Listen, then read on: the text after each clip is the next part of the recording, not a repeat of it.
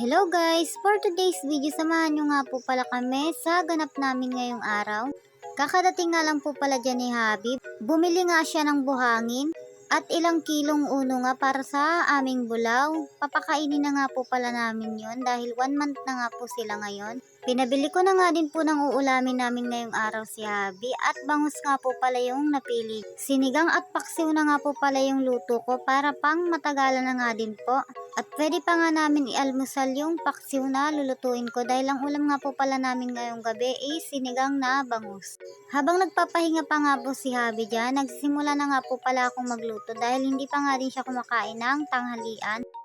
Alauna na nga din po pala ito ng hapon, kaya naman panggabihan na nga din yung aking lulutuin. Then pagkatapos nga po pala, sinalinan ko naman ng gatas tong lagayan ng aking junakis. Malit nga lang po pala yung nabili ngayon ni Habi dahil kinulang nga po pala yung dala niyang pera.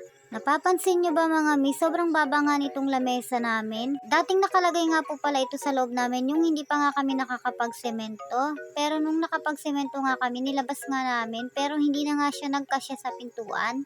Kaya naman pinutulan nga po namin para naman magkasya siya palabas. Hindi ko pa nga napapalitan ng linoleum to, medyo matagal na nga sa amin at medyo sira-sira na nga din siya dahil tinutusok-tusok nga ito ng aking junakis ng kung anong-anong bagay. Nagsali na nga din ako dyan ng kape. Kopi ko blanca nga po pala yung kinakapi namin. Pagkatapos nga po, hinakot naman ni Habi yung kanyang nabiling buhangin. Magsisemento nga po pala siya ngayong araw ng kulungan ng baboy. Itong semento nga na ito, tira nga lang po ito nung nagsemento kami ng aming flooring. Pang finish nga po pala dapat namin ito, pero nasira nga yung gamit ni Habi yung rodelang bakal. Kaya naman hindi nga natapos yung pagpipinish namin ng aming flooring. Kaya naman tinabi na nga lang po namin at ito na nga napakinabangan din naman namin. Medyo naninigas na nga po pala yung semento kaya naman ginamit na din talaga namin. Buti na nga lang din po meron pa kaming tirang graba kaya naman hindi na nga bumili si Habi at buhangin na nga lang yung kanyang dinagdag. Pansamantala nga lang po pala ito mga mi dahil may inaantay pa nga po kaming pera para makapagpagawa kami ng mas maayos na kulungan. Sariling sikap nga po pala si Josawa dyan at siya nga lang lahat ang gumawa niyan.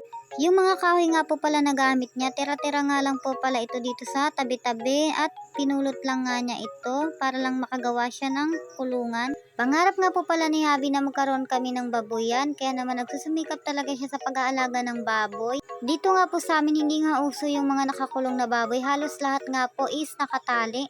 Naluto na nga po pala yung sinigang na bangus dyan, kaya naman binigyan ko muna siya ng sabaw para makahigop ng mainit. Nakadepende na nga po pala yung sa may-ari kung itatali nila or ikukulong nila, pero halos nakikita ko nga yung mga malalaking baboy is nakatali at yung maliliit nga is nakakulong nga po. Mabilis nga daw pong lumaki yung mga bulaw pag nakakulong, kaya naman gumawa si Habi dito para naman mabilis lumaki yung 2 pirasong bulaw namin. At meron pa nga kaming isang iniintay. Bumili na nga din ulit si Habi ng isa pang bulaw pang inahin. Medyo mahina nga umanak yung aming inahin dahil nakadalawang asawa na nga po pala ito pero ngayon nga lang nabuhayan ng anak at dadalawa pa nga.